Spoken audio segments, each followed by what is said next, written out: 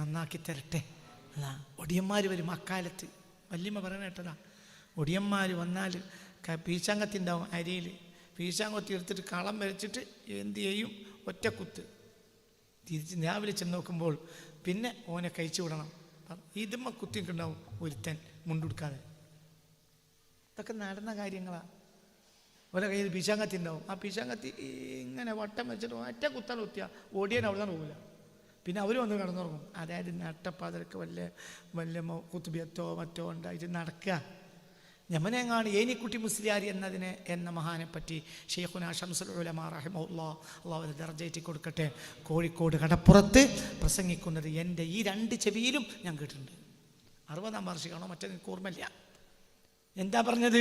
ബ്രിട്ടീഷുകാരുടെ കാലത്ത് യമനങ്ങാട് ഏനിക്കുട്ടി മുസ്ലിയാർ എന്തോ ഒരു ദീനിയായ കാര്യം, കുത്തുബിയത്തോ അദ്ദാദോ റാത്തീബോ എന്തോ കഴിഞ്ഞ് രാത്രി നട്ടപ്പാതിരക്ക് തിരിച്ചു.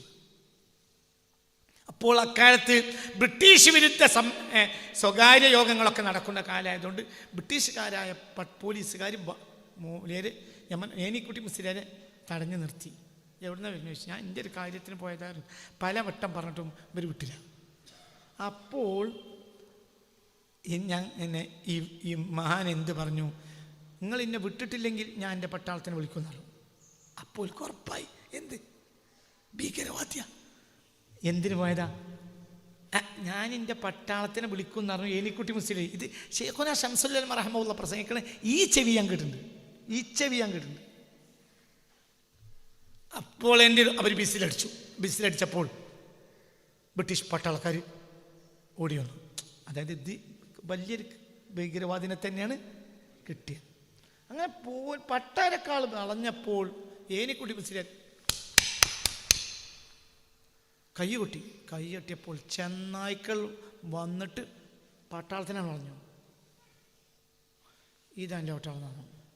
അപ്പോൾ മാപ്പ് പറഞ്ഞു, മാപ്പാക്കണം, പോയിക്കൊള്ളുന്നാണ്. ഓല് പോയി പരികൊണ്ടേ കൊടുത്തു. ഇത് ഷെയ്ഖുനാ ശംസുൽ ഉലമാ റഹിമഹുല്ലാഹ് പ്രസംഗിക്കാൻ കിട്ടുന്നുണ്ട്. എന്തുകൊണ്ട് ഇവർക്ക് നടക്കാത്തൊരു കാര്യം ഇല്ല. ഒരു അള്ളാൻ്റെ ആളുകളാണ്, മുത്തുനബിൻ്റെ ആളുകളാണ്, നോട്ടീസ് അടിച്ചതല്ല. അതെ അള്ളാഹ് റസൂലാൻ്റെ ഹുവൽ ഹിസ്നു. അതെ, അള്ളാഹിൻ്റെ ഹബീബാണ് സംരക്ഷണ കോട്ട. അങ്ങനത്തെ ഒരു വരിയുണ്ട് ഇതിൽ. അള്ളാഹ് നമ്മൾ നന്നാക്കി തരട്ടെ. ഒരിക്കലും പേടിയില്ല, ഒരിക്കലും പേടി. അള്ളാഹ് നമ്മളെ നന്നാക്കി തരട്ടെ. അതാണ് ഈമാൻ്റെ മർത്തബ. ഒരാരും പേടിക്കൂല, ഒന്നിനും പേടിക്കൂല. എന്തുകൊണ്ട്? അവർക്ക് ഒന്നും പേടിക്കേണ്ട ആവശ്യമില്ല. അപ്പൊ തിരിച്ചു വരും.